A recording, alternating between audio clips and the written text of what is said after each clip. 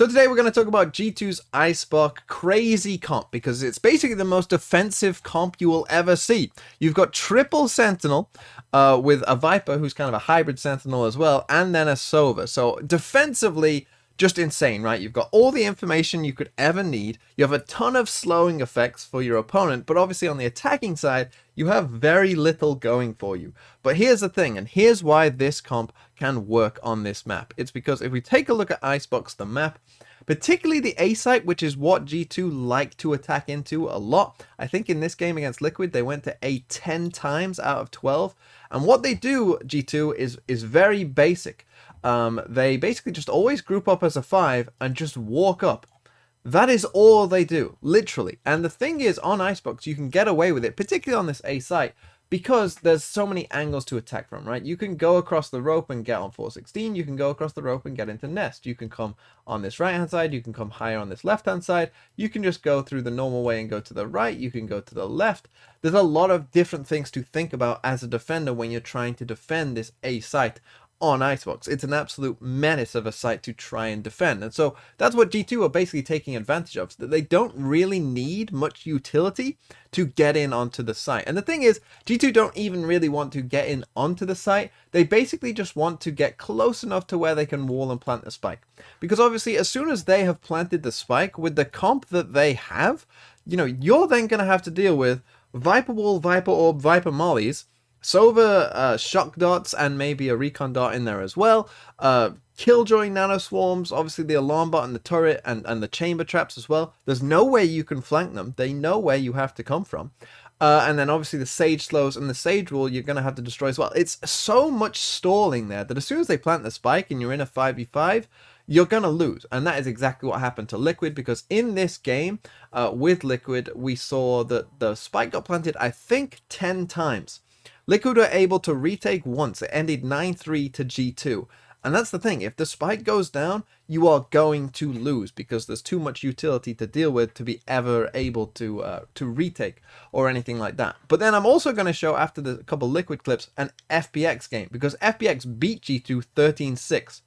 And I'll show you how they did that, because basically what's happening is Liquid and Fnatic and other teams that got dominated by G2 on this map were playing checkers, whereas G2 were playing ultimate frisbee. They were playing a completely different game, and if you don't accept their challenge of playing a completely different game, you will lose, because what you get a lot on Icebox from a lot of teams is 5v5 retakes. As I mentioned before, holding this A site is pretty hard, so generally teams will, you know, kind of back off a lot, particularly if it's just 5 people coming at them, but you can't do that against G2 because, as I mentioned, you will lose. And so now let's dive into some rounds, and we'll start here with round number 5, and G2 here have done exactly what I said. You can see that basically all 5 are ready to group up. Mixwell here has his ultimate, so he's gonna, you know, just play from further back, and the rest of them have just walked up until this point. And the problem is here is where these Liquid players are. They are far too, you know, passive here. They are way too deep in the site to ever put a fight up to these people. And so what they're going to end up with, and again, I want you to just take note of the guns here, that G2 don't have good guns in this round, and clearly Liquid do. But the problem is they just let them walk way too far up here onto the site, and that's going to cause them problems, because here's what's going to happen. They're going to Viper ult, they're going to wall up, and then they're going to plant the spike, and then you're going to see Liquid barely lay a glove on G2. And this is the problem. You can't let them do this. You know, I want you again just to quickly look at the map and look at how passive these Liquid players are and how far off they are, and they don't want to fight. And aside from this kill from Scream there on Nuki, that's pretty much all they're going to be able to do. They never get close. And how are you going to get close? Because I'll show you the map again. Look at all the red little markers here, right? They've got like double chamber slows to protect the Viper from this side. You know, like, you can't come in this way to the Viper, so the Viper can just sit in the back here. Use Hoodie as kind of like a first point of contact in the Viper ult. I literally don't know how any team could really defeat this without hitting some, you know, random headshot on the Viper here. Otherwise, you're just not going to be able to win. And that's a massive problem, because then why did you just let them walk up there, right? You know they have the Viper. You could see Soulcast like confused about what exactly he should even do, because there is nothing to do, right? And eventually they start finding the kills, G2, and it's no surprise, and eventually they have to save. Now, they just lost a round against, you know, worse guns, where they barely laid a glove on G2. And that is basically what happened so often, that Liquid were playing so passively that it didn't make any sense. And also they were doing some things that also don't make any sense. Things like this retake Viper wall. You don't want to retake against this team. That's how you lose against this team. And both Fnatic and Liquid did this pretty much every round. You know, it's a very popular wall. To put up this Viper wall as a retake wall across A here, that's what G2 want. They'd love it if you just let them plant the spike, because they've got all the utility in the world to deal with you once that. They're not scared of one little wall. They've got way more than that to deal with any retake that you try and come in with. And so, you know, a lot of rounds were lost for Liquid in this kind of sense, where they'd play super passive, spike would get planted, they'd realize, oh, we can't really do much, and then they'd back off and lose the round. And so now let's come to round number 9, and the exact same thing has happened. G2 have grouped up as a 5. They've walked it up here again without really doing much, you know, just walking it up. And they're going to continue to just walk it up here. Now, I want you to take a look at Navera's setup. So initially he was playing here in Nest. He missed a couple of shots. He teleported back out. He has just found a kill. As you can see, Mixwell's body is there. This was a random shot through the Viper wall that he just just happened to hit a shot on. And so he got a bit lucky there. But the problem is, again, way too passive. And, you know, gave G2 all of the sight and all they could ever want. So instead, what G2 are going to do here is they're going to basically use the liquid smoke kind of against them here, because they're about to go for a res after waiting for a bit. There it goes. As we skip this forward, they go for the res. And this is the problem. The problem is not what's about to happen, because I'm sure some people watching this round might have thought, oh, what were Liquid doing after the spike got planted? This is the problem. What Avova and Hoodie here are able to do. You cannot let them just do this walk, because eventually what G2 come up with a clever plan here, because they don't normally do this, but they just walk up, you know, they get to walk up for free, and instead they go for this weirder plant here, and they're able to punish Navera, because obviously they get close to the op. Obviously Liquid probably weren't expecting that they would wall and plant here, and so what they're able to do then is swing on Navera back here with the op, and then 5v5 post plant, or, you know, 5v4 or close to it. Good luck. So yeah, they get the kill on Navera there by just swinging him out. And now it's good luck, right? And they hit some nice shots here. The two of them go fighting together. But then, you know, at this point, what do you do? Here comes a slow and a Viper Molly. Here comes a second Viper Molly. And we're about to get another slow as well. And we've ended up in this situation. Scream got caught out on the site as well, on his own. But there was nothing that they could have done. And again, look at this. 2 members of Liquid survive, but they have to just walk away because they ended up in a post plant, because they let G2 walk up on them for free, and they paid for it dearly. And this is pretty much how this game went.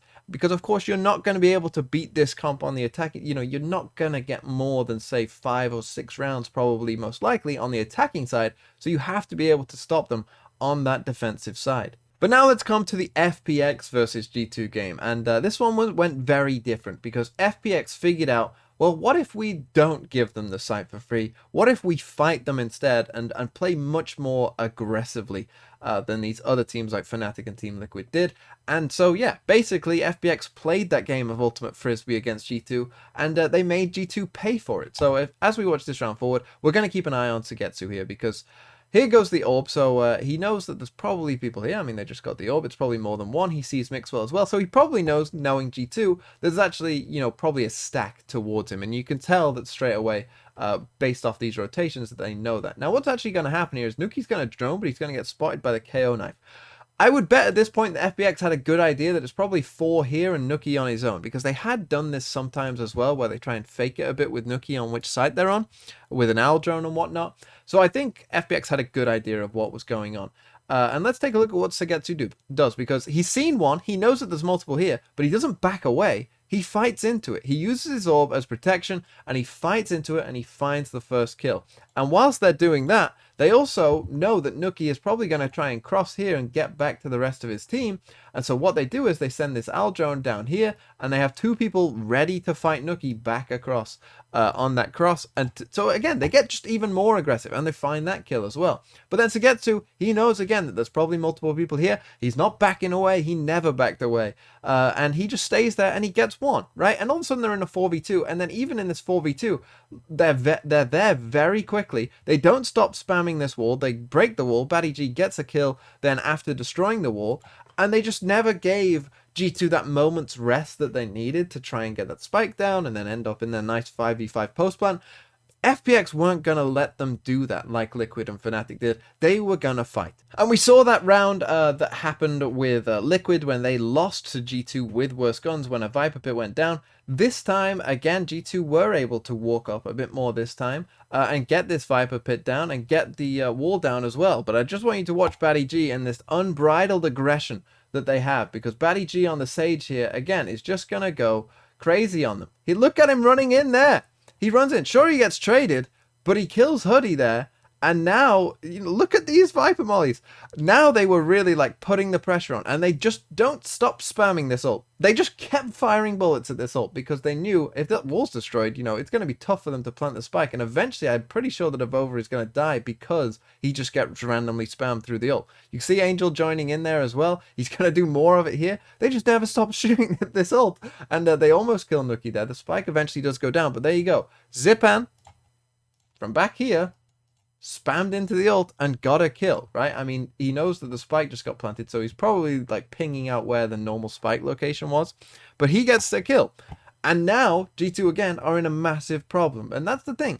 They just never gave him a moment's rest. The Viper Pits goes down, and all of a sudden again they're in this 4v2, and again it's not gonna go well for them. They can't win these situations. They need it to be a 5v5, and they get punished for it again. The KO flash comes in as well, really nice from FPX there. Then they just stick the defuse, and Meadow has to just run away with his tail between his legs. And I just loved it, because I've been tweeting about it for days, that why isn't a team just fighting? And you saw that Batty G did something insane. You would never run into that Viper's Pit there, not knowing what's on the other side. He didn't care. He destroyed the wall and got a kill on the spike inside the Viper's Pit. He knew that if I just be super aggressive, I will be rewarded for it. And then they never stopped spamming the ult. And again, it's the difference between what Liquid did and what FPX did there, where Liquid were very happy and they were passive and they let G2 do what they wanted, and FPX said, no, we know what you're up to, we're going to destroy you. But now let's watch a defensive round for G2, and this one is in the FPX game as well, and what we're going to see in this round is a big old counter. I mean, you can see how many blue things there are on the map already that are going to cause problems for anyone. And basically the way G2 have to play on the defensive side is just use their utility. There's no reason for them to go aggressively peeking anything, because their utility will give them enough time as it is. You've got obviously all the Killjoy stuff, all the chamber stuff as well. They're going to know if you go mid pretty much no matter what. You could see all the Killjoy stuff here on A as well. Like, you're going to have to really do something special to beat this kind of setup. However, there is a big counter to it, and that is KO. Because if this utility gets shut down, you are going to give them a lot of space for free, because here is where the Killjoy and Viper are playing, as you can see, kind of huddled at the back of the site, quivering in their boots, waiting for their utility to do the work for them. And obviously KO, when you shut down that utility, is a massive issue for them, because then playing this far back and this far off, you're basically giving the site up for free.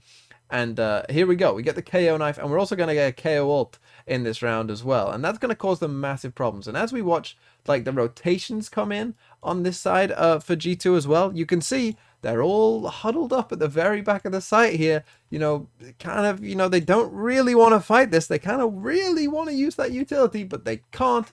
And then they, obviously because they can't use that utility, they have to go and fight. And let's just watch the kill feed and let's see how well that goes for them. Because it's not going to go great. There's one, there's two. You can see they slowed the ramp here as well. Meadow is panicking here. He's thinking, what am I going to do? He dies as well. And they didn't do much there.